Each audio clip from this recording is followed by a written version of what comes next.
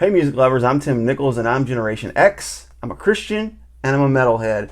And today I want to talk to you about 5 metal bands that I did not like the first time I heard them. In fact, some of them I didn't like for quite a long time.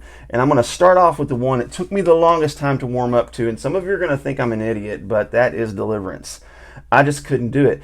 For some reason, the thrashy style that they had, I just couldn't get past it.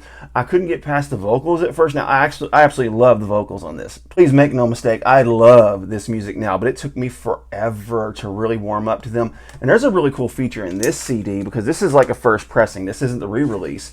But you can see here, there's a very young Pastor Bob Beeman of Sanctuary Church, and he does a little write-up on this that I thought was really cool. But yeah, check this out. It's got the little Sanctuary logo on there. Just thought that was interesting. Pastor Bob looking all young and fly, but just really, really great. And Weapons of Our Warfare on this album is kind of the one that slowly won me over. It took me a long time to really warm up to this band, but amazing stuff in Deliverance. I slept on them, and I repent in sackcloth and ashes because they are absolutely amazing. Another band that I did not like the first time I heard them, and I had a guy in my church that really tried to get me going with them. Some of you aren't going to believe this because they're one of my favorite bands now, and that is Theocracy. I just couldn't get into them at first, and I was introduced to, you're not going to believe this, the first time I heard from them was I Am. One of the best songs that they've ever written, but he would play it for me, and I'd be like, I'm just not digging it. And then one day, they came to our church, and we hosted them, and it was my wife's birthday, so I was unable to stay for the concert, but I had them sign a copy for me. I actually have it up on my wall. And it sat at the church for years and just never got utilized. And I finally took it out of the picture frame and thought, you know what, I'm going to give this another spin, and I'll listen to it. And I heard I Am, the first track on this album, and I was like, what was wrong with me? This is absolutely epic. Now I have their entire discography. I actually have 2 and 3 copies of their CDs and their albums.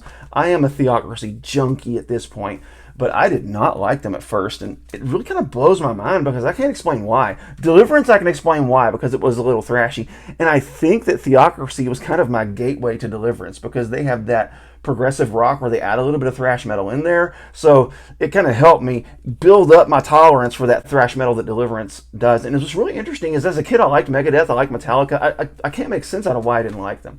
But then another one is Flyleaf.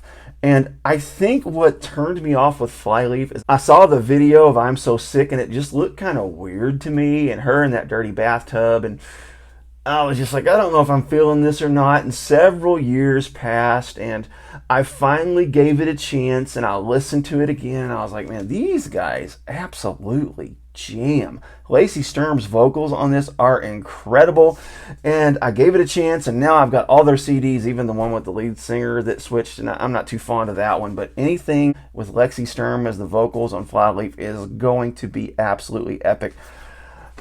A video. That was the reason I didn't like this band. It wasn't their sound, it was a video that kind of gave me the creeps, and I don't know why, but you know, there we have it. Now another one's probably going to be a little bit of a surprise for you all, but it is Barren Cross.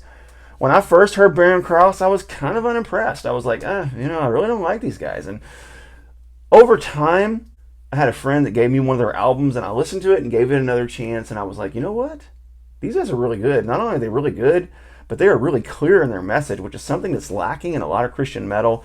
And then I found this one on eBay, went ahead and bought it, Rock for the King. I've actually got this on CD as well. I'm going to put a video on the end screen of some CDs that I have that turned out to be pretty rare gems. And this actually is a little bit difficult to find as well. It's not in perfect condition, but I really enjoy having it. One thing really cool about some of the older vinyls is they have these really neat like lyric sheets. Some of the newer vinyls include them as well, but it's not as often anymore. But anyhow, those are 4 bands that I really disliked the first time I heard them, and now I absolutely love them, and I can't explain why. God bless you. Keep calm. Jesus on.